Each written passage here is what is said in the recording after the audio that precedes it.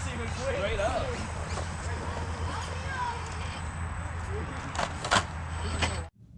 How's it going, everyone? Tim here at TRD Adventures. Coming at you a little extended weekend action here. Last week did manage to make one of those little shorts for on there, a little teaser of the Gatekeeper. So figured I'd knock out a quick little video going over what I've done to it so far and how I'm liking it.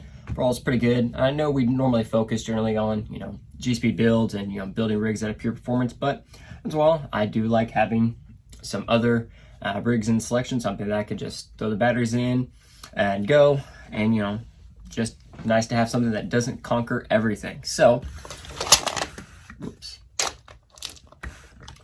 I have mentioned before that several times that I was liking the Gatekeeper, how it looked and everything like that. I generally enjoy any of the Element RCs. I've had, I think, just about all of them. Always have a great time with them. I built the Gatekeeper for my sister, but I decided I wanted to try to get one on my own. So I got a Gatekeeper slider from my man Theron here in a trade. Said full slider, so I immediately went to work on it. We'll start exterior wise. I just hit all the panels with some flat black. Add some decals until I can decide what color panels I wanted to do or what style of livery I wanted to add on it. But actually the flat black is growing on me and I do like it a lot. Next thing, I did add some lights because I do plan on hitting this at nighttime, and just the lights on this I think just fit the build very well. So just digging around my drawer and I had some extra PowerShift RC lights and their little 1-inch light bar here around top of the hood, and I have a couple PowerShift RC pods just kind of hiding in there. And the pods, I just took out 2 of the bolts for the bumper mount and just used a longer bolt right into the pod. Everything there went good. Then here in the rear, we just did a single row red LED, kind of like a chase light. Just the single one I think fit really good, and mounting was pretty simple on that one. Exterior wise, shocks, I'm still rocking the stock Element shocks, but what I did change them up using some 3D printed no preload spring cups, and I modded them to use the Lowe's Mini T spring. So I have Lowe's Mini T soft spring in the rear, in the front, and a medium spring in the rear. I was working on my spring rate and tuning, stuff like that. And wheels and tires. My other video, the last video you actually saw, we assembled some of these Trio 1.9 beadlock wheels, and I mounted them with Voodoo KLR X4s using the Voodoo Halo foams for the X4 tires. They're more specific for the X4 because the X4 is so narrow and it is taller, and I just felt like the tall skinny tire really fit this build. Took it out today. It's still dripping wet. It started to we got out today, went out super early to try to get some crawl time in before the rain, and we crawled until the rain, and it didn't start off as a sprinkle, it started as a downpour. So it's actually still dripping a little bit. Now, one of the cool things here on the rear, just with this open cage, it just felt like something was missing, and I've seen some 3D printed stuff for it. So I was scrolling around and I found this on Spare Time Hobbies, and I will link Spare Time Hobbies down below in the description. They have a file here for the Gatekeeper drop bed, side panels, and the sails here. And I also got a couple more prints from them. We did a 3D print here for the underskid. Just with the trailing arm suspension, this is a big open gap here, so it's kind of a hang-up area. So that helps fill in this very nice. And I have, with the scratches, have used it many times. So I purchased the files from Spare Time Hobbies and got with my man Theron, and he got those printed up for me. You can also, if you don't have access to a printer, someone that can print, where you buy the files and have them print them for you, you can buy these. They will print them and ship them to you. But that came out really good. It's just something that this thing was missing here in the rear.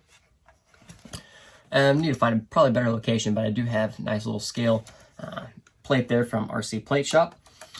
Then underneath here, and I do really like the hinge system there. That is really nice and convenient. One other thing I got from Spare Time Hobbies was a flat battery tray for the Element. The battery tray size is perfect. I just wanted one without the sides, and I didn't feel like cutting them all off. I just went ahead and got the print and got it printed for me. Electronic wise, I'm rocking a Three Brothers RC G11 direct power servo here in the front. And motor ESC, I wanted to keep it compact because there's not a whole lot of room under here with the cage and everything, and I didn't want to put the ESC up here. So we went with the Hobbywing Fusion, the 2-in-1 combo, 1800 kV. And for this, everything that does everything I need to do, because I'm just hitting the trails and everything with this truck in particular. So didn't need anything super fancy or crazy, but overall, I'm enjoying the Gatekeeper a lot. And the trailer arm suspension I thought was going to hinder its crawling ability significantly, but it still crawls amazing. And I noticed an improvement here with the KLRs being just a touch taller than the regular OGs.